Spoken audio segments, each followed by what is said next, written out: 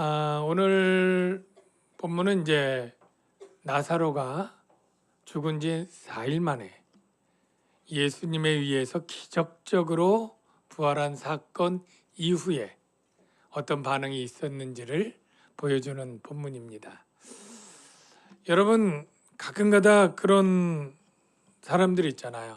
내가 예수님 당시에 있었으면 내가 예수를 믿었을 텐데 지금 보이지도 않아서 못 믿겠다. 또 어떤 사람은 하나님이 있음을 내게 목도하게 해주면 믿을 텐데 하나님이 내게는 그러지 않아서 못 믿겠다.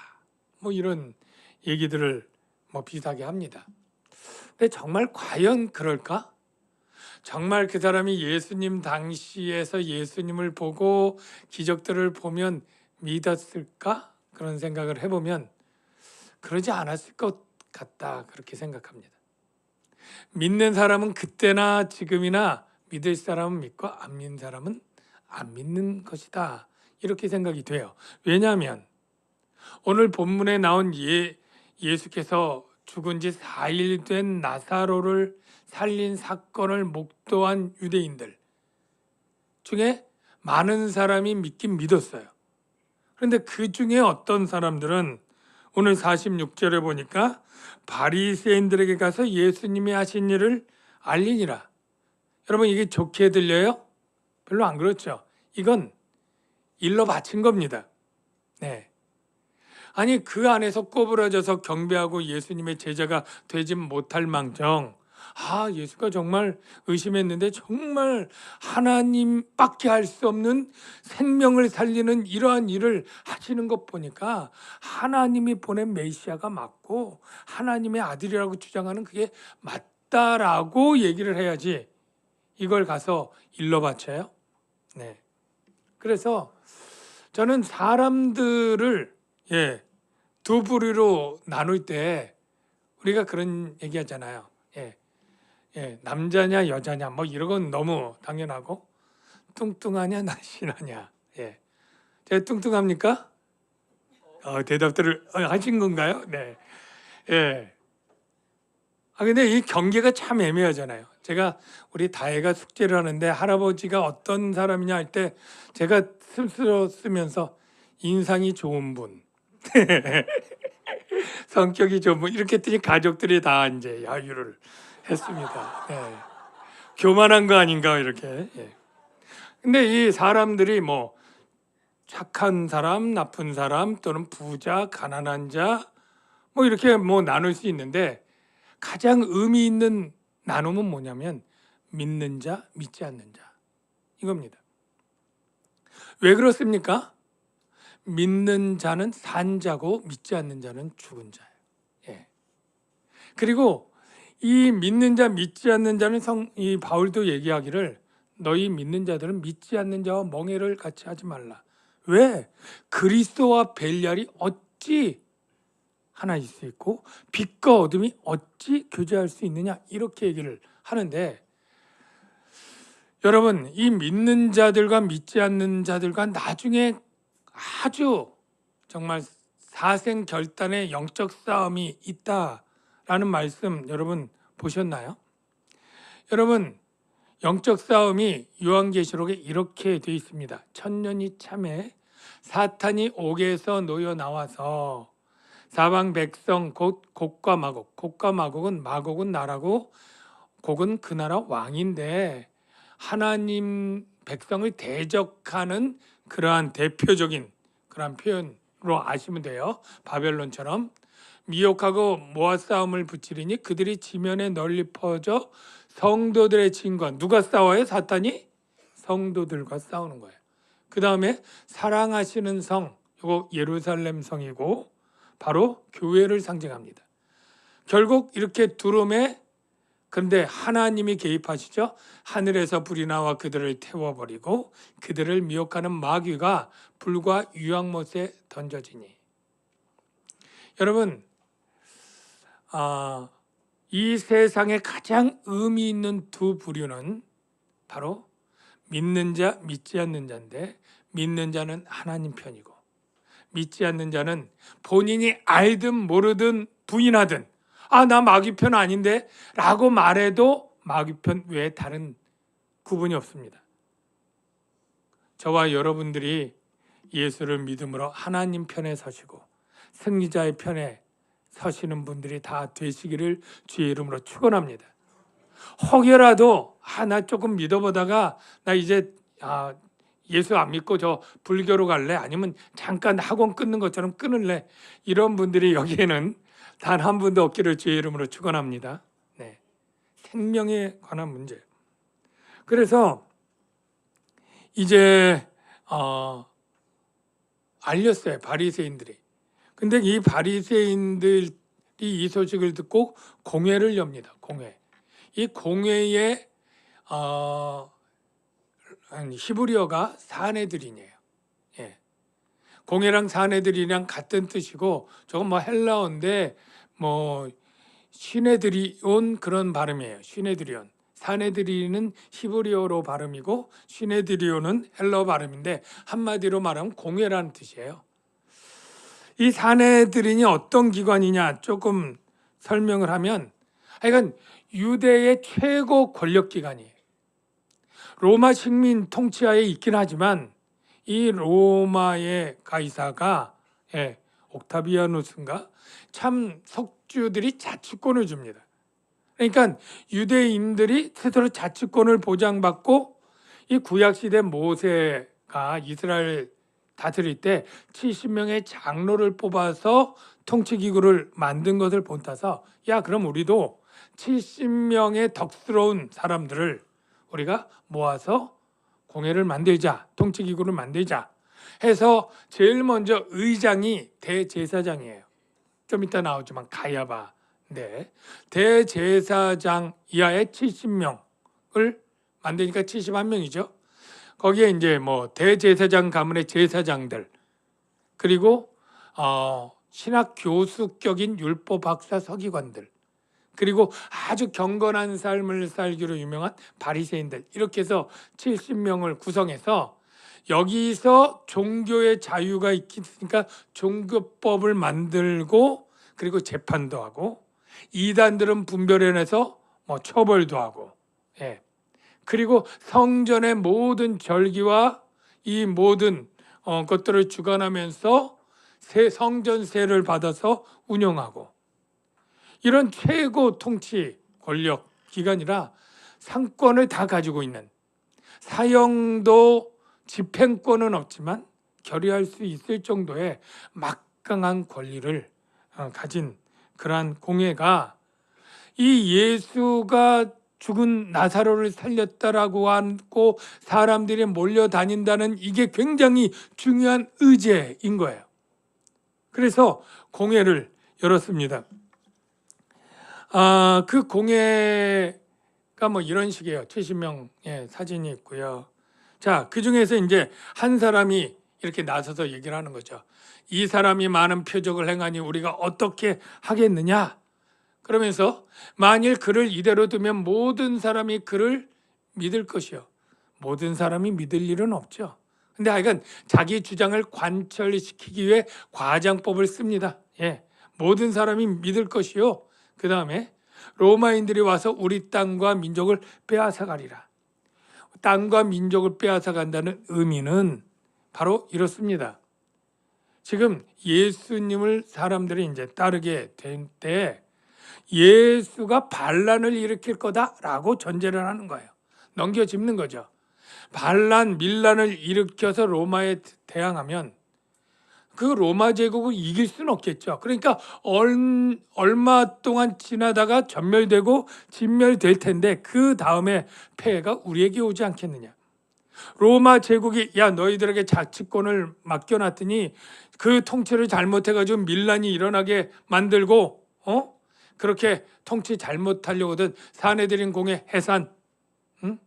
너희 이제 뭐 종교적 자유도 없어. 뭐 이렇게 될 때 그 피해가 고스란히 가장 큰 사람이 누구에게 와요? 이 사내들인 공회원 제사장들인 거죠. 특히 가장 높은 대제사장은 그 당시 제사장 수가 2만 명이라고 하는데 거기 최고 우두머리 아닙니까? 매일 절기와 이 제사를 집례하면서 거기서 얻는 막대한 수입들이 너무너무 많은데 그게 다 사라지고 그 사내들인 공회원이라고 하는 존경받고 그 인기와 명예를 갖던 것도 다 사라져버리고 이 피해가 너무 막심한 거죠.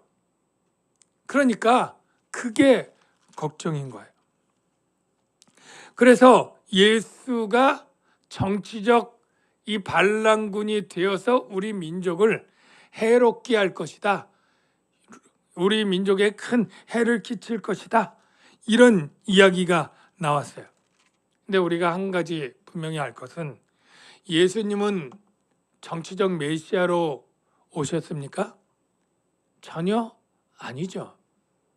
예수님은 이 땅에 억압받는 사람들을 위해서 오셨지만 그것들은 정치적으로 그들을 해방시키고 독립국가를 만들기 위해 오신 그러한 구주가 아니십니다. 많은 사람들이 예수님을 오히려 정치적 메시아로 만들려고 하는 시도는 있었죠. 오병이어 사건 기억하시죠? 거기 사람들이 떡 먹고 배부르니까 이 예수를 우리 왕으로 세우자. 먹을 걱정 없지 않겠냐. 뭐 이렇게 막 예수님을 막 억지로라도 붙잡아 왕 세우려고 하던 일이 있었죠. 근데 예수가 그때 어떻게 하셨습니까? 예수가 정치적 메시아이냐? 아니다. 왜냐하면 예수님의 행위를 보면 예수께서 그들이 와서 자기를 억지로 붙들어 임금으로 삼으려는 줄 아시고 다시 혼자 산으로 떠나가시니라. 백성들이 아무리 왕을 시키려고 해도 예수님은 우리를 죄와 사망에서 구원할 메시아로 오신 것이지 정치적 자유와 독립을 위한 메시아가 아니기 때문에 그들을 떠나셨던 것이에요. 그런데 그들은 하여간 예수를 정치적 메시아로 몰아가면서 예수가 위험 인물이고 우리 민족에 큰 해를 끼칠 그러한 인물이라는 것을 부각시키면서 막 얘기하는데 결론적으로 가장 중요한 최고 인물 가야바가 나선 겁니다. 자, 가야바가 나서서 말하는데 가야바는 어떤 사람이냐면 대제사장이죠. 제사장이 우두머리고 사내들인 공회의 의장이고 모든 권력을 특별히 갖고 있는 최고 머리입니다. 그가 18년에서 36년까지 재위했다면 예수님의 공생의 기간 내내 제사장이 있었고 나중에 보면 제사장들이라고 하는 것은 원래 제사장은 종신직이라 단수여야 되는데 이 로마 제국 통치하에는 로마 제국에서 제사장을 임명을 했어요. 그러니까 그 전직 안나스 대제사장이 살아있는데 그 사위 가야바가 제사장이 되어서 복수가 되었고요. 그 가문 사람들을 다 통칭해서 제사장들 이렇게 표현을 하는데요. 이 대제사장 가야바가 나서서 이렇게 말을 하는 겁니다.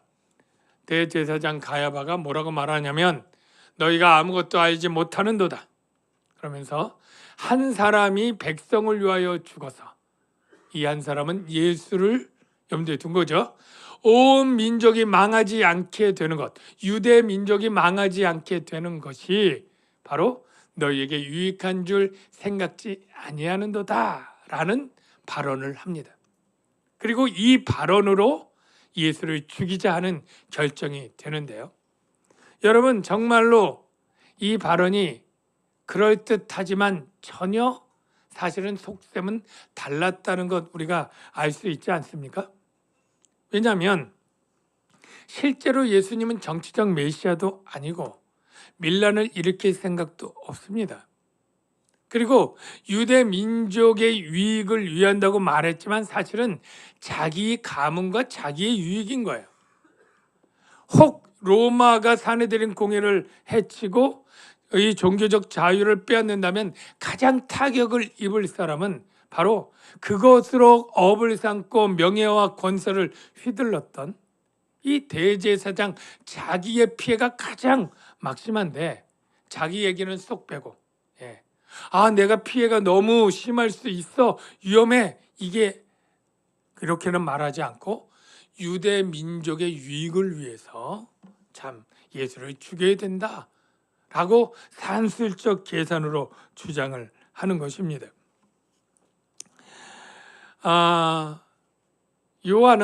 이 요한복음을 쓴 요한은 이 대제사장이 사실은 가장 하나님께 가까이 있는 사람이어야 되는 거죠.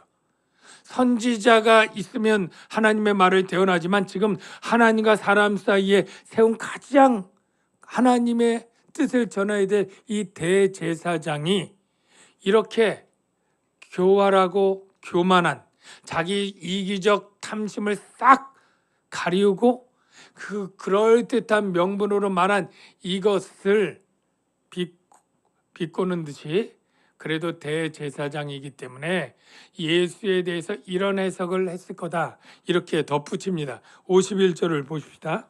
이 말은 스스로함이 아니요, 그러니까 하나님이 개입하셨다라는 거죠. 예? 그 해의 대제사장이므로 예수께서 예수의 죽음을 염두에 둔 건 맞는데 그 민족을 위하시고 유대인들을 위하시고 그 민족만 위할 뿐 아니라 흩어진 하나님의 자녀를 모아, 즉 이방인 가운데 흩어진 하나님의 백성들까지 모아서 하나가 되게 하기 위하여, 이 하나가 된다, 교회를 만든다는 거예요. 교회는 하나지 않습니까? 한 교회가 되기 위하여 죽으실 것을 미리 예언한 것이다. 이렇게 좀 그래도 그럴듯하게 꿈보다 해명이 좋은 것처럼 그렇게 얘기를 했지만 이 말에는 언중유골처럼 뼈 있는 말을 그렇게 한 것이죠. 참 이 대제사장 가야바의 이 말은 성경에 기록된 순간부터 모든 세대의 역사가 끝날 때까지 가장 부끄러운 말로, 그의 후손은 물론 그런 부끄러운 말로 기록이 될 거예요. 사랑하는 성도 여러분, 참 우리가 말의 힘, 성경 공부도 있지만 말로 우리가 심판을 받는다, 이런 말씀을 예수님이 하신 적이 있어요. 사람이 무슨 무익한 말을 하든지 심판날에 이에 대하여 신문을 받는다, 이런 표현이 있는데 이걸 쉽게 풀이하면 여러분이 별로 쓸데없는 말, 그리고 그냥 함부로 한 말, 이런 말들에 대해서 마지막 날 해명해야 될 것이다, 이런 뜻입니다. 그러니까 우리가 말 조심을 해야 되는데 그냥 우리가 성급하게 조심해서 말해야지 그렇게 하지 말라, 그런 뜻이 아니고요. 지금 이 대제사장 가야바를 보십시오. 정말 굉장히 교활하지 않습니까? 거짓되지 않습니까? 하나님 앞에 마치 속일 수 있는 것처럼, 유대 민족을 위한 그 대제사장의 거룩한 마음을 표현한 것처럼 하지만 사실 탐심의 탈을 쓴 그런 말인데, 우리 그리스도인들 가운데 여러분 중에 그런 분들 없겠죠? 없을 텐데 때로는 우리가 아차 싶을 때가 있어요. 왜? 사람은 모르니까. 내가 이렇게 말하면 이렇게 나를 이해해 주겠지 하면서 나도 내가 아닌 걸 알면서 거짓말을 하거나 하는 경우 있죠. 제가 이제 가끔가다 성도들 신앙생활 잘 안 할 때 이제 권면하고 이렇게 할 때 보면 이제 아이들이 어려서 아직 애들 육아 때문에, 또는 부모님이 아직 싫어하시거나 아파서 이렇게 그런 이야기를 할 때 효를 하는 것이고 육아하는 것이니까 아주 명분은 선하죠. 근데 사실 본인도 알거든요. 얼마든지 이렇게 하고도 할 수 있다는 걸. 우리는 하려면 다 할 수 있지 않습니까? 근데 그런 것도 이해가 되지만 자기 할 것들도 놓지 못하는 거죠. 네. 그래서 우리가 하나님은 가야바의 마음을 꿰뚫고 우리의 마음도 꿰뚫어 보시고, 우리가 이러면 모르겠지 하고 했던 그런 말들이 나중에 다 하나님이 아시고 우리가 해명해야 된다라는 말에 참 진실되고 정직한 말을 해야 되겠다라는 것을 참고로 우리가 깨달아야 될 것이에요. 제가 이것을 보면서 이 요한의 해석을 보고 참 이게 영적으로 굉장히 중요하고 의미 있는 말이다라는 걸 깨닫습니다. 왜냐하면 이 말은 사도 바울이 로마서 5장 18절에 이 말과 같은 거거든요. 한 범죄로 많은 사람이 정죄에 이른 것 같이 한 의로운 행위, 여기 의로운 행위는 예수의 십자가 죽음입니다. 이로 말미암아 많은 사람이 의롭다 하심을 받아 생명에 이르렀느니라. 여러분, 사람에게 가장 최악이고 나쁜 것은 죄고 사망입니다. 이거보다 더 나쁜 게 없잖아요. 죄로 인해서 사망. 그런데 이것을 해결할 구원은 바로 죄에 대비된 의, 사망에 대비되는 생명. 바로 예수님은 우리에게 이 죄 문제를 해결해서 의롭게 하고, 그리고 사망에 빠진 우리에게 생명을 주는 그러한 구원의 행위가 바로 십자가의 죽음을 통해서 이루어진다. 바로 예수님을 이들은 민족의 유익을 위해서 죽이자 했지만 요한은 그것을 바꾸어서 하나님의 선한 뜻을 예언한 것처럼 표현을 하면서 예수님이 우리의 의와 생명을 위해 죽으실 것을 지금 말한 것입니다. 자, 여기서 우리가 이런 질문을 할 수 있어요. 누가 참으로 참된 제사장인가? 누가 제사장이 참될까? 라고 말할 때 여러분, 가야바인가요? 가야바가 참된 제사장인가요? 그는 절기마다 모든 제사를 집례하고 속죄 일에는 이스라엘 백성들을 대표해서 양과 소를 잡는 일을 하고 지성소에 홀로 들어가는 사람이에요. 그래서 이스라엘 전체의 죄를 속죄하는 그러한 제사장으로 지금 현직으로 10몇 년을 있고 예수님 죽은 다음에도 6년인가 더할 사람이에요. 그는 그럼에도 불구하고 하나님과 인간의 중보에 서지 않고 하나님을 죽이자 하는 사람이에요. 대제사장들과 장로들이 무리를 권하여 바라바를 달라하게 하고 예수를 죽이자 선동한 사람이에요. 그리고 예수의 십자가 사건 앞에서 뭐라고 말했습니까? 대제사장들과 서기관들과 장로들과 함께 희롱하여 이르되, 십자가를 희롱합니다. 그가 남은 구원하였을 때 자기는 구원할 수 없도다. 그가 이스라엘 왕이로다. 지금 십자가에서 내려올지어다 라고 조롱을 했습니다. 대제사장 자격이 있습니까? 그러나 예수님은 대제사장 맞습니까? 맞습니다. 어떻게 그렇게 볼 수 있느냐 하면 예수님은 어떤 분이셨냐? 속죄 제물이 되셨어요.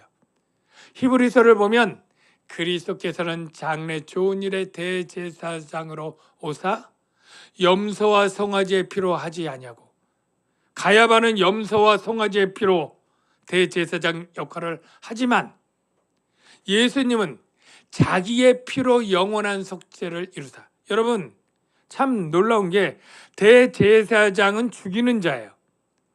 짐승을 죽여서 죄사함을 이루게 하는 자예요. 예수만이 특별하게 죽이는 자가 아니라 자기가 죽는 자예요. 자기의 피만이 영원한 속죄를 이룰 수 있기 때문에 속죄 제물이 되셔서, 그래서 많은 사람의 죄를 담당하시고 단번에 십자가에 죽으신 분입니다. 그리고 아까 예언한 것처럼 유대인만의 구원자가 아니라 이방인의 구원자가 되어서 십자가로 이 둘은 유대인과 이방인을 말하고 한 몸으로 화목하게 하려 하심이라. 원수된 것을 십자가로 소멸하시고 그로 말미암아 우리 둘이 한 성령 안에서 아버지께 나아감을 얻게 하려 하신다. 그리고 양의 이야기에서도 내가 목숨을 버리는데 왜 그러냐? 뒤에 보면 한 무리가 되어 한 목자에게 있게 하려고. 이렇게 예수님은 십자가를 통해서 우리의 대제사장의 역할을 하시는 분입니다. 우리 그리스도인의 삶을 한마디로 어떻게 살아야 될까라고 할 때 십자가를 지고 가는 삶이어야 된다. 이렇게 말하거나 십자가의 삶이라고 말합니다. 그러면 십자가의 삶은 여러분 무엇인가요?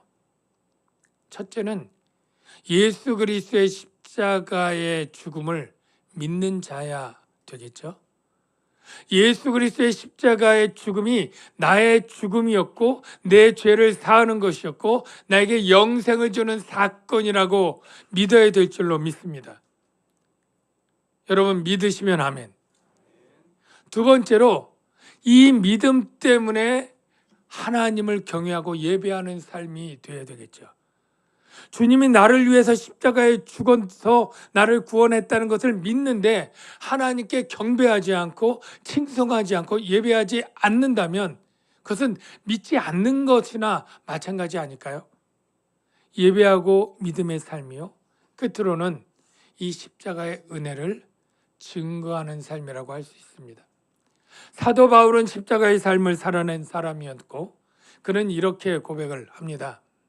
나중에 보면 십자가의 삶을 고백하기를 내가 하나님의 증거를 전할 때 내가 너희 중에서 예수 그리스도와 그가 십자가에 못 박힌 것 외에는 아무것도 알지 아니하기로 작정하였다. 즉 십자가만을 알고 십자가만을 전하는 삶을 살렸다. 이렇게 고백을 하는데요. 사랑하는 성도 여러분, 오늘 예수 그리스도가 이런 나사로를 살린 표적을 이룬 이유는 무엇입니까? 여러분들이 예수님을 그리스도로 믿고 십자가의 삶을 살도록 하기 위한 것 아닐까요? 우리는 그렇게 잘 살고 있습니까? 저와 여러분이 그렇게 십자가의 삶을 살아내는 분들이 되시길 주의 이름으로 축원합니다. 기도하겠습니다.